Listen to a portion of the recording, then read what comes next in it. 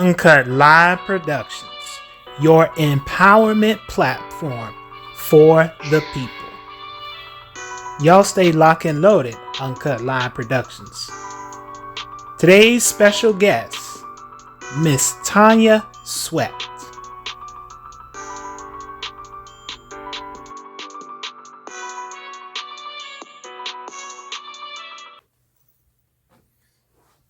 Yours truly, y'all know who it is. It's your boy, Mr. Uncut. Welcome to another edition of Uncut Live Productions. Y'all know the mission of Uncut Live Productions is where we focus on mind, body, soul, spirit, faith, social issues, politics, you name it. As I always say, we keep it 100 on 1,000. We will not be paused, edited, or muted. Whatever you see, hear, hey, the cards lay how they lay, and it just doesn't get no better than that. Now, I want to come here. We're going to do something a little bit different that I normally don't do. It's been a lot that's been happening, that's been going on in the land, in the DMV region, in Prince George's County, Maryland. We've had one of the mayors, unfortunately, who committed suicide, unfortunately. And y'all know on Uncut Line Productions is we got to get real with it to deal with it. And we have a lot of elephants in the room. And unfortunately, we have created a pompous, intimidating culture, a very staunch culture, the bad and bougie. I want to play this short clip. It's only short clip, so I hope you guys can actually hear this clip. But it's less than 7 seconds. I want to play this clip, and when I play this clip, I'm gonna expound on it a little bit further.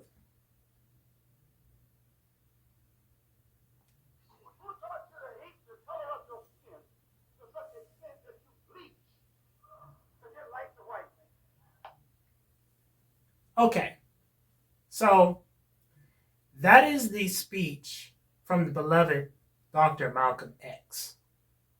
And in that speech, he says, who taught you to hate the color of your skin, your hair?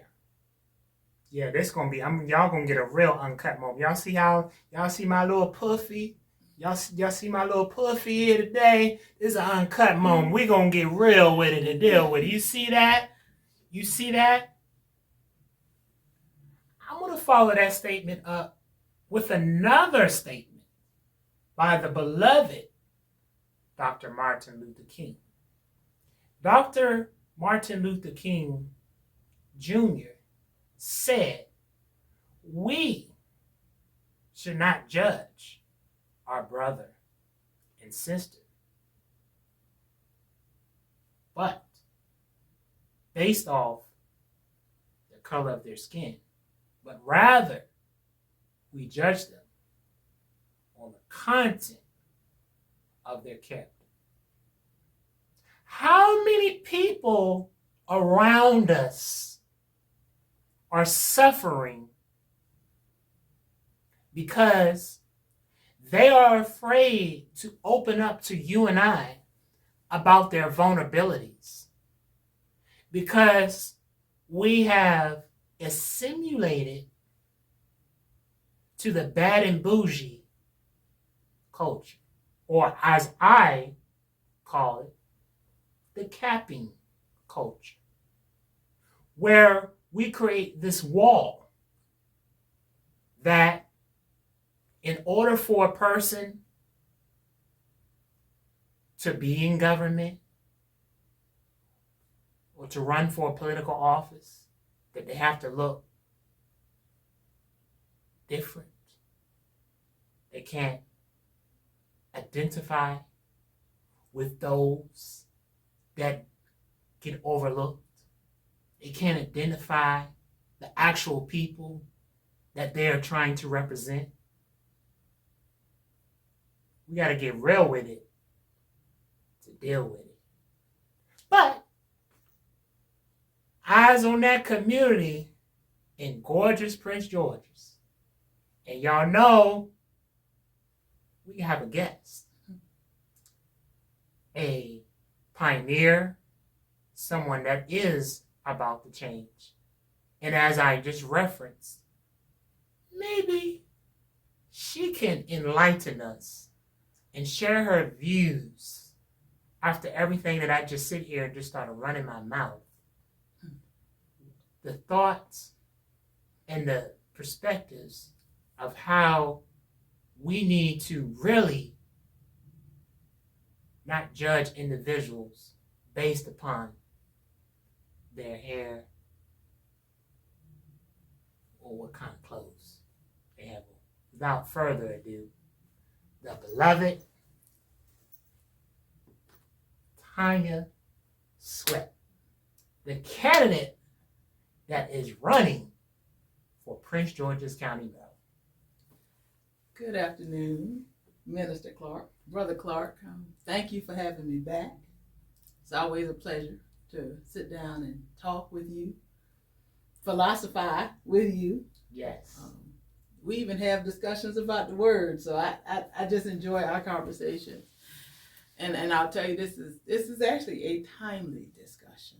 When we talked about doing this, we were going to talk about my campaign, and it blends in. Mm-hmm. It blends right in. So I couldn't think of a better time to come back than now. On the heels of the celebration of Dr. Martin Luther King's birthday, on the heels of the 50th celebration of his I Have a Dream speech, which you referenced, as we look forward to Black History Month, which starts tomorrow, no better time than today to talk about what is in essence our civil rights and where we're going from the 60s to now in the 21st century. Rather, 22nd. You're right. We're going into absolutely into the 22nd century. I'll tell anybody, I truly believe we're closer to Dr. King's dream now than we've ever been. And people say, well, why do you say that? How can you say that? In his I Have a Dream speech, he did in fact say he dreamt about the day when his 4 little children would not be judged by the color of their skin, but the content of their character.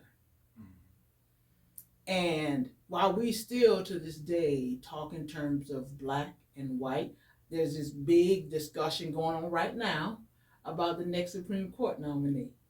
And the fact that our president has said he's going to nominate a black woman. I just saw on the news this morning the discussions that most Americans want him to look at all qualified candidates and not just a black woman potentially for that nomination. I don't have a problem with however he decides to do it. I agree with him. It's time. It's time. Sisters have worked hard. They've practiced the law. Why not give a sister the opportunity to sit on the highest court in the land? It's the only demographic at this point that's been left out. Why the controversy? Because he said black. We look at what's happening right here in Prince George's County. And the focus on the fact that when you hear people talk about Prince George's County, the most affluent African-American county in the nation. Why do we have to throw in the African-American? Why? Because if you take that out, the county is not the most affluent county in the nation.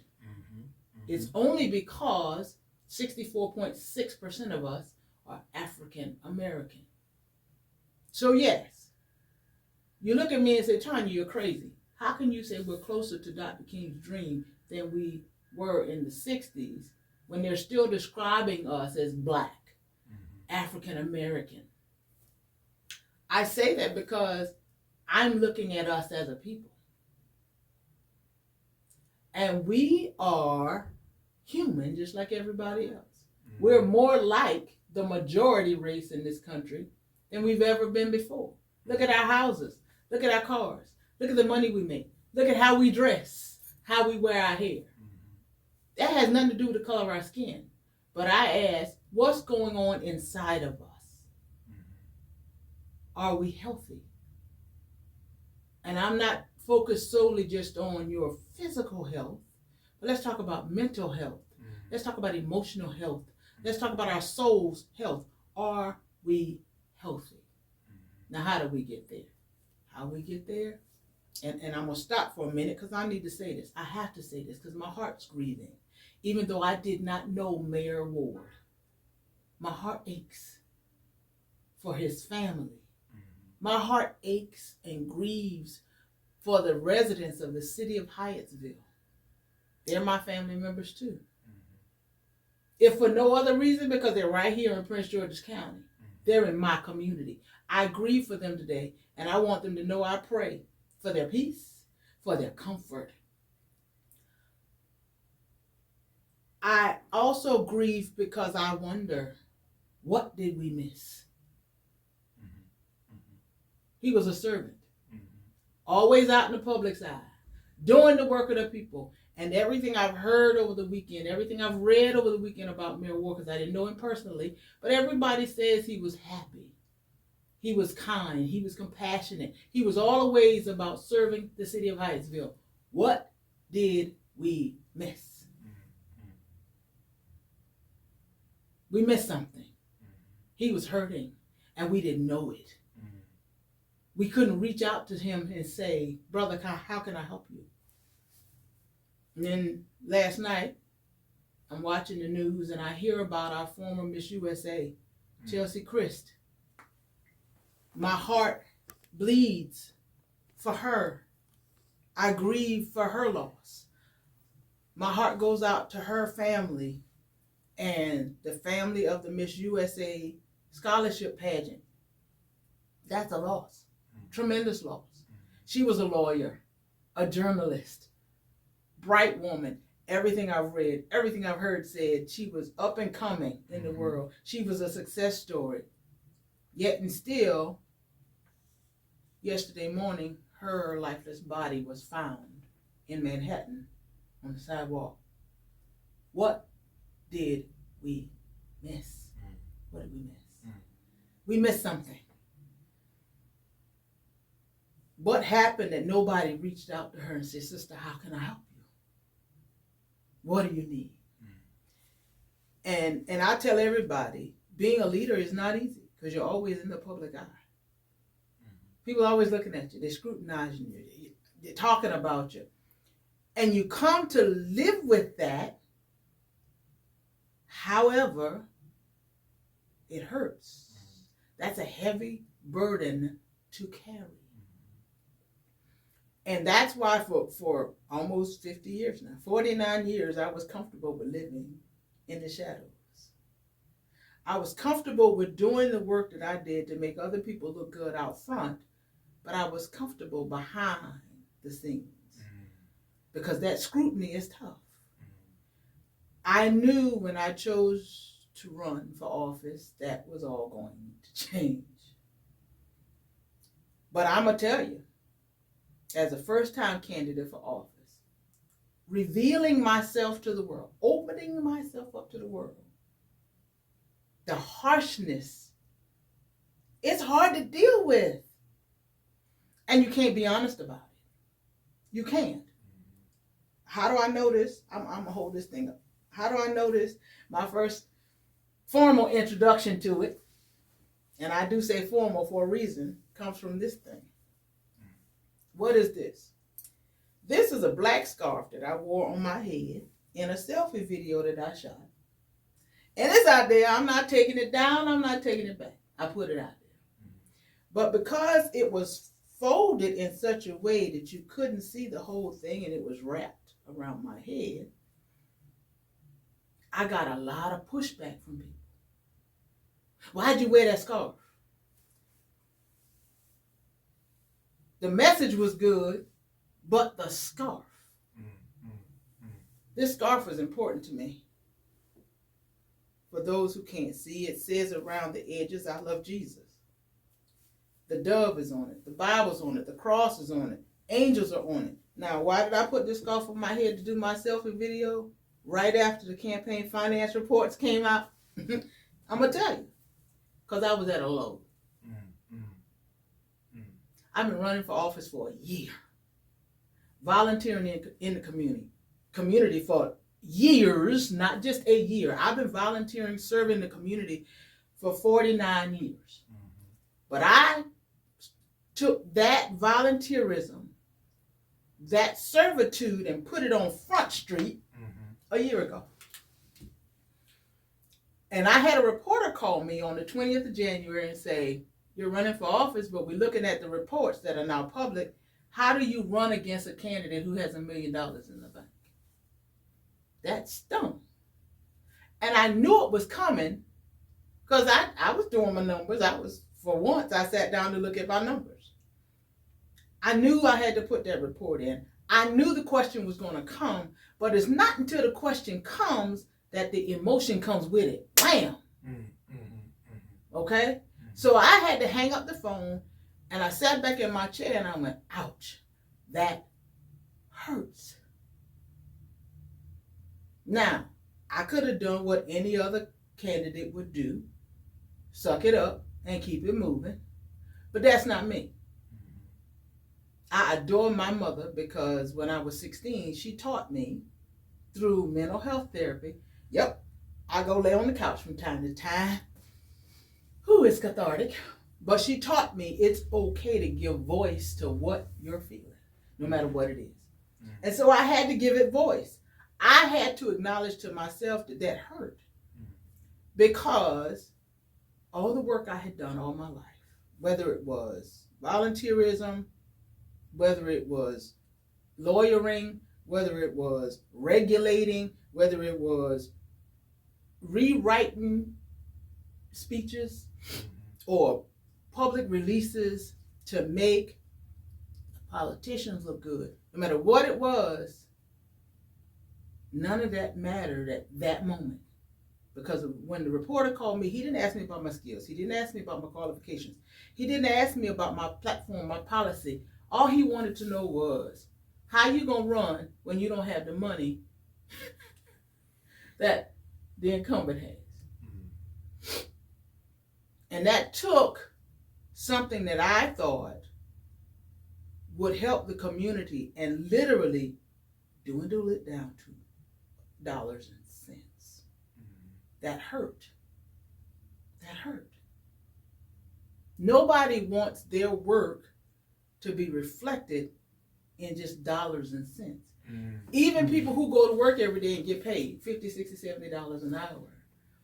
It is a rare person, and I learned this being a leader, being a manager of people. It is a rare person who only cares about the money that you're going to pay them for the work that they do. Because most of us want to be appreciated for who we are and what we bring to the table. That hurts our mental health when you don't get that. That hurts our emotional health when we don't get that. So I don't know what the question was that pushed Mayor Ward over the edge. I don't know the statement that was made to Miss USA Christ that pushed her over the edge, but I will tell you something had to be said or done that pushed them to the point of no return where they felt like they weren't appreciated for what they brought to the table. And perhaps, right, as what I just played and as we've been talking,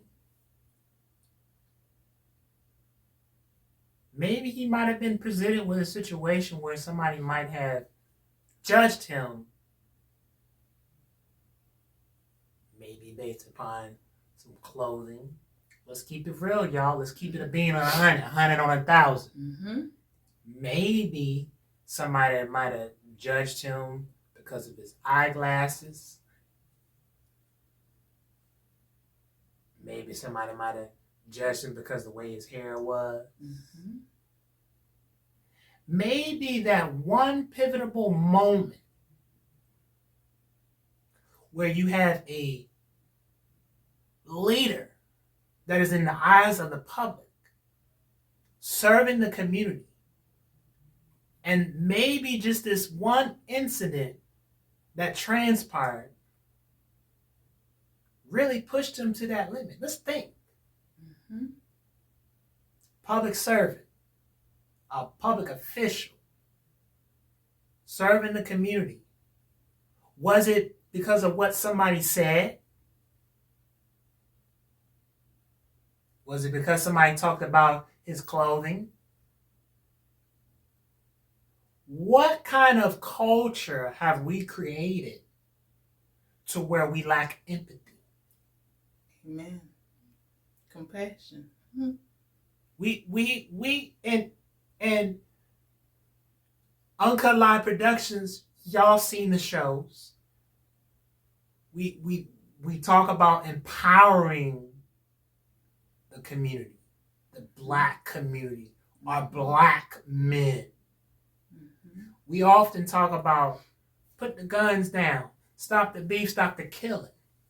Well, let's talk about this beef of being judgmental.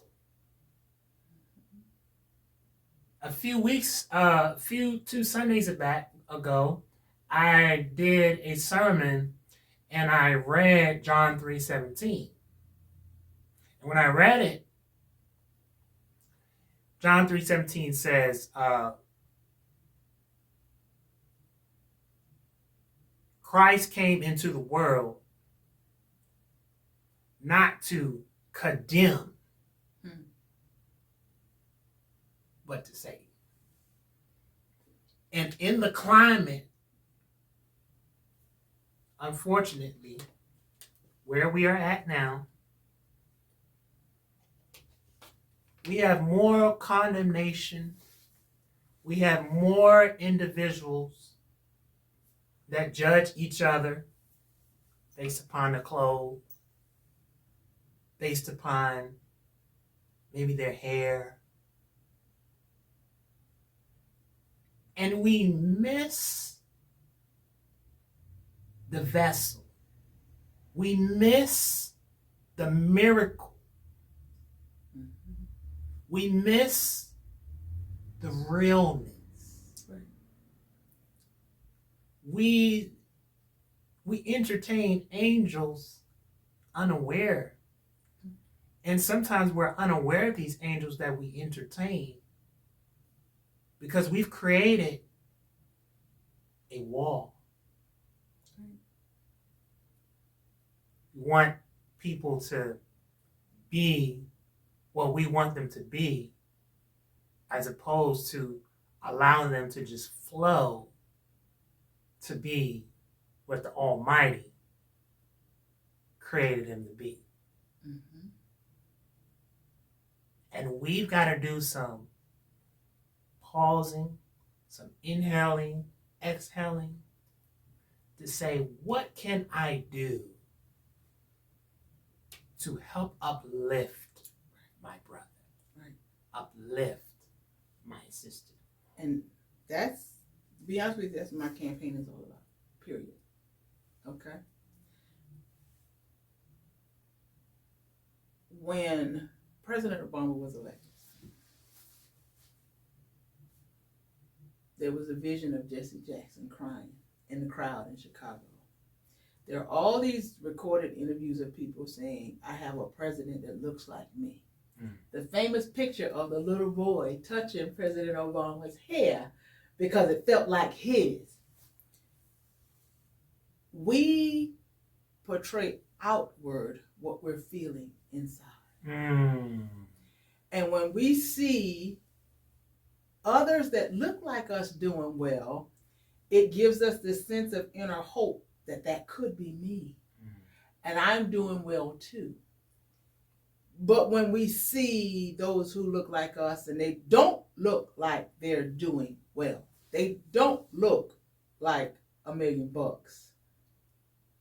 It's not about the person we're looking at that moment. It's about what's in here. It's about what's in our heart. It's about our character. And the emotion that is triggered, instead of us for a minute, taking a step back, and as Michael Jackson would say, look in the mirror. Start with that man in the mirror, that woman in the mirror. We portray it back out on that person, and we take it out on that person. You wore a scarf, and that just didn't look good. Didn't look good to you. So why didn't it look good to you? What was it about that scarf that triggered something in you that made you feel uncomfortable? Because, truth be told, apparently, and I'm going to pick on me, I had to be fairly comfortable going on camera with a scarf on my head because I recorded myself and put it out there. So what is it about this scarf that was comforting to me because of what it says? Because it was given to me by my 94-year-old late grandmother-in-law. It was comforting to me. This scarf is sentimental to me. This scarf gave me the courage to show the world that I was in a not so good place on the 20th of January. So what is it about this scarf that was comforting to me, but yet and still was not comforting to someone else? Because it wasn't. I know it wasn't, because I got the backlash. I got the phone calls. Only one person, she knows who she is. I'm not going to call her name because she does this all the time. She called me and said, Sweater, you okay? And I love her for that. Not only that, I have to praise my Father and Creator because He's placed her in my life for that reason. And my heart grieves because I wonder, did Mayor Ward have that one person who saw through him enough to call and say, are you okay? Lord, are you okay? Did Miss USA have that one person who could see through the mask of the beauty, the long hair, the cameras and the spotlight? That one soul who would pick up the phone and say, Chris, are you okay? I have that. So I consider that a blessing. I am tremendously blessed because this mother, because she's older than me, she's old enough to be my mom. This mother, she knows. And she knows without hearing my voice. It's almost like, and a couple times I said to her, do you have a camera in my house? Do you have a camera in my office? Because when I'm at my lowest of low, when I want to give up, when I say I quit, I can't do this, the phone rings and she'll say, hey, Sweat, what's going on? I go, you must be listening to my prayers because you called me at the right time. We all need that. But in order to get that, you've got to be good in here. You got to be good in your own heart. To be compassionate toward others, you got to be compassionate to yourself. To show empathy, you got to be sympathetic to what you're going through. You went to the Bible. The word says love others as you love yourself. So if you would beat yourself up for wearing a scarf in public, of course you're going to beat up everybody else for wearing a scarf in public. So the question then becomes, what's happening here? Now, what does my campaign have to do with all of that? We don't see the beauty that is us. We're smart people. Can you for that's deep. I see we have the beloved Miss Pastor Scott who tuned into the live on here. I need you to say that again. We don't see the beauty that is us.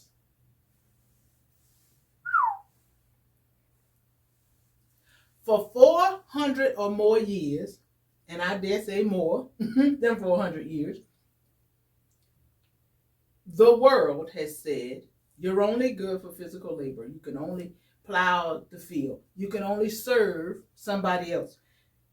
We beat up Aunt Jemima and made them take her off the box because we saw a woman with a scarf on her head who was a servant. We beat up Uncle Ben.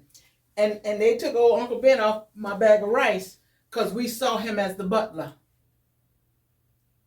In our eyes, we only see ourselves as being good enough to serve others.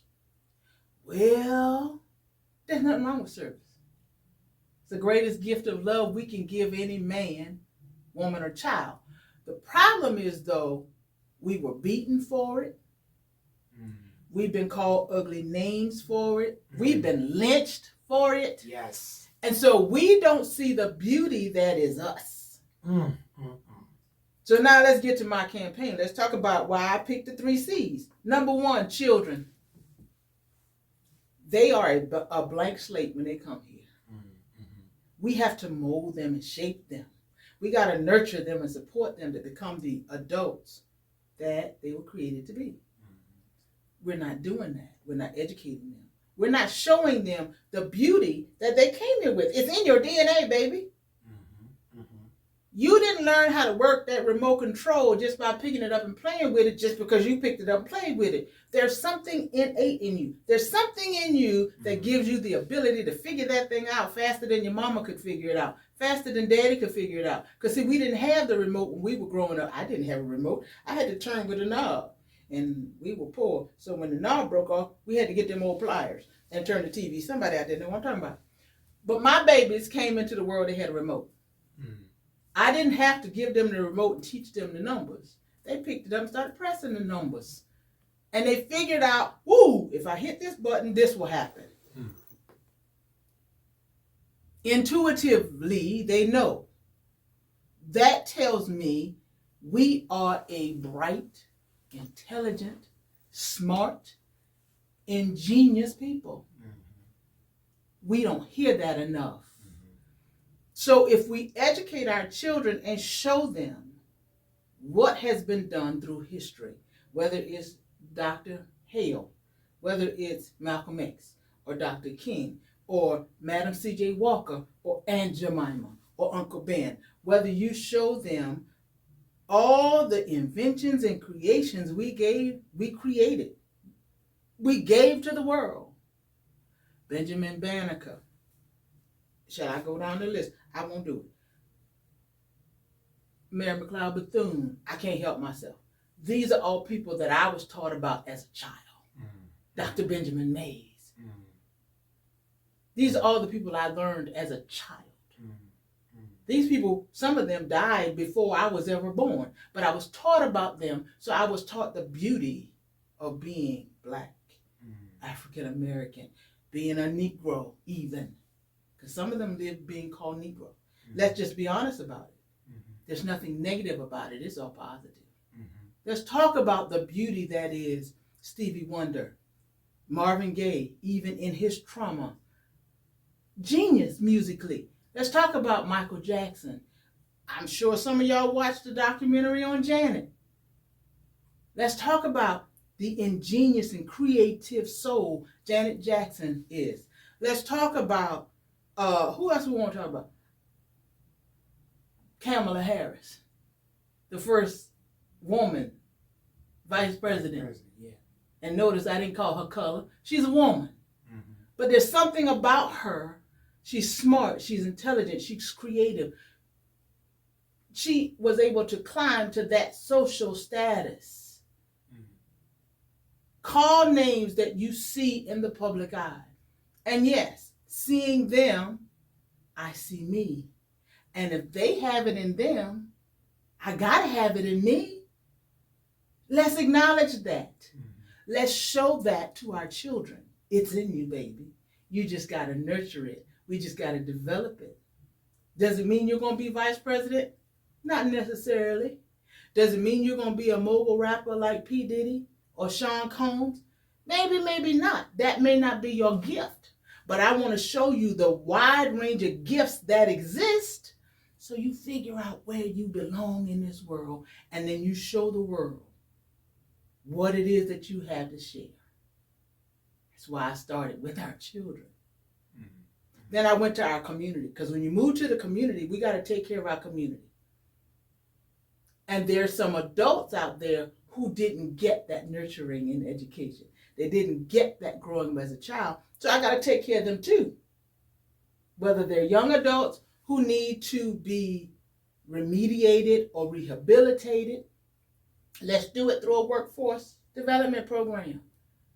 So now I may not have time to teach you all the lessons of Black History Month, all the lessons we try to pigeonhole in 28 days.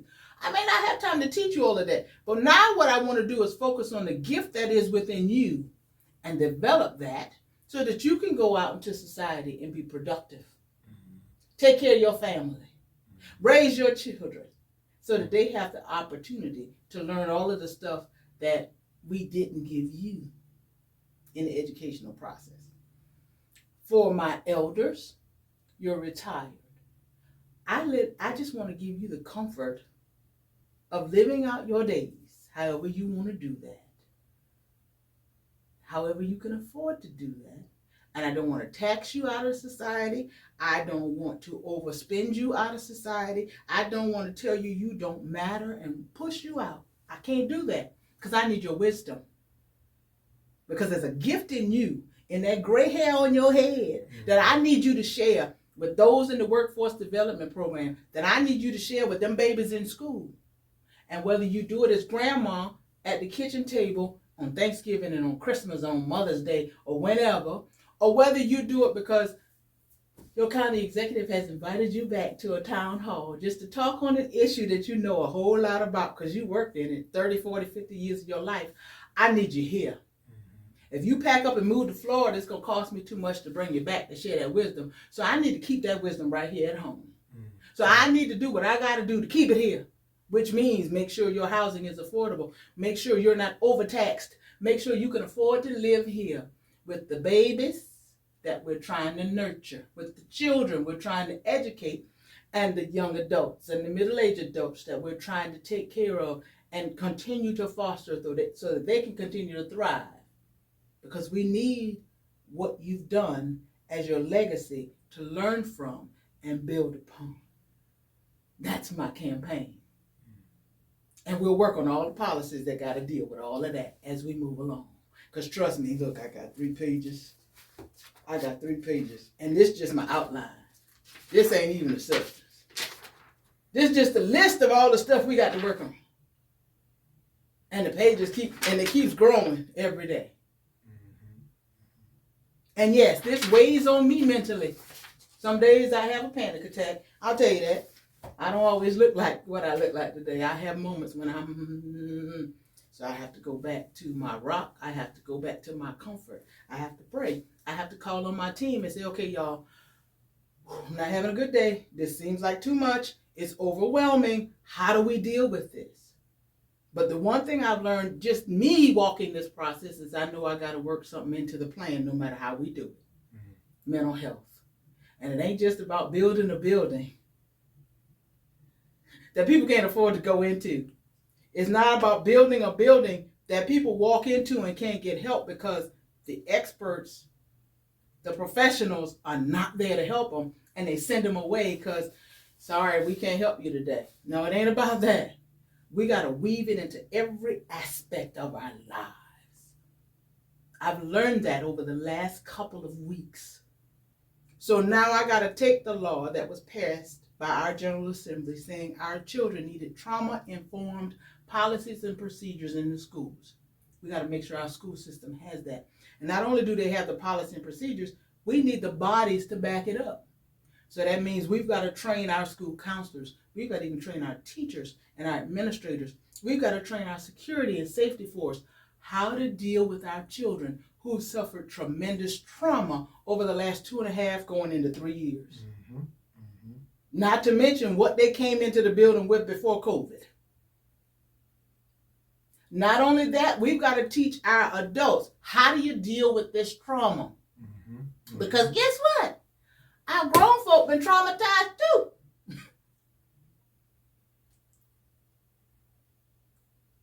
Y'all see, this is what Uncut Live Productions is about. We're bringing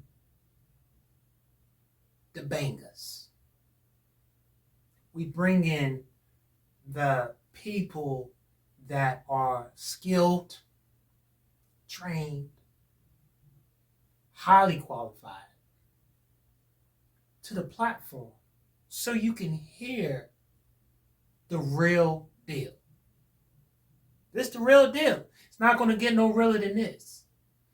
We have got to take what I like to call the Cairo moments like this, circulate this around, get the conversation started, get it going, start getting people motivated to get involved, to get engaged, to become part of the change that they want to see. Y'all know on this platform, it's going to be some days we're going to go to church. Some days we're going to be about the community. Other days we're going to be about the professionals. This is what really counts. This is what really matters. Having these spaces, these real conversations. Do we have a society that judge? Yes. Do we have a society, even sometimes within the Black community, where we have been ill-advised by the enemy to see our Black brother and our Black sister as beneath or less than? Yes. Have we created walls? Have we created a divide and conquer mindset sometimes? Yes. Do we judge people based upon their hair, their eyes, their skin? Do we base them? We've got to get real with it to deal with it. Y'all know what we do here at Uncut Live Productions. Y'all know we just coming at you. Yesterday we had an interesting, very informative, enlightening. Does Black crime exist within the Black community? It was no beefs, no fights. No, it was they used their craft. I get what you're saying. I know a lot of people was like, how you had them rappers on your set? I heard them using a little bit foul language. Guess what? We got to get real with it to deal with it. Mm-hmm. Sit down, listen, create the platform. Because it's easy to look at things on the outside surface and counsel and write somebody off, as opposed to just sitting back, listening, getting informed, getting involved, getting engaged. And then you'd be like, wow, I never knew A, B, C, D, E, F, G. Wow. I know a lot of individuals probably I had a couple of people inbox me and said, why would you do something like that? But y'all didn't really listen to the real entirety because they used the skill set. One was saying, yes, there is a such thing as Black on Black crime within the community. And they articulated in their craft. Another one, same thing. One was for, one was against. But it wasn't no fights. It wasn't no, I'm this better rapper. And it wasn't none of that. And at the end of it, we shook hands. They said, at the end of the day, all this is just nothing but love. But we're able to express our indifferences coming to the main goal. We know it's an issue on the table. How do we deal with it? And let's bring the conversation to deal with it. So, without closing out, please make sure you guys log on to TonyaSweat.com for the one and only candidate, Miss Tonya Sweat, for Prince George's County as county executive. I know several individuals have been reaching out to the platform. They have expressed their concerns about some of the issues that's been taking place within Prince George's County, Maryland. Some have written off, counted out hope, they've thrown in the towel. But guess what? We have an opportunity to change the trajectory for new leadership. This is not your typical candidate where you'll never be able to see or voice a concern or have a question. This is not just your candidate that's just all of a sudden that's just stepped up to the plate and decided to do something because she's running for office. No, this is someone that is boots on the ground. This is someone that is in spaces where most of the polished and the bad and bougie and those that judge and those that look at people's clothes and those that look at all the other things, this is your candidate that's out there with the troopers, empowering our youth, letting them know they can be anything that they want, empowering them to let them understand what their legal rights are. Our black young men and our black young women that are graduating from school and transitioning into college and getting them ready for adulthood. I think this is the kind of candidate that you want. This is the kind of candidate that say, hey, whatever we got to do to get things to where they should be, we're going to do it. And so I encourage you guys, please log on to tonyasweat.com. Listen, I encourage you, if you have been following this platform and you said, man, I really like that, I need you to do several things. One, I need you to volunteer. Go into the website. Two, I need you to make a donation. I need you to get involved. Spread the word. Spread the message. If this message resonated with you, do one thing for me. Click the like button. Share it. Tag it. Let's get this message out there for the people. As I always say on every episode, we are all we got. We are all we need. Each one, reach one. Each one, love one. Each one, teach one. Each one, love one. Peace and blessings. You have now just been plugged in with your boy, Mr. Uncut. Peace.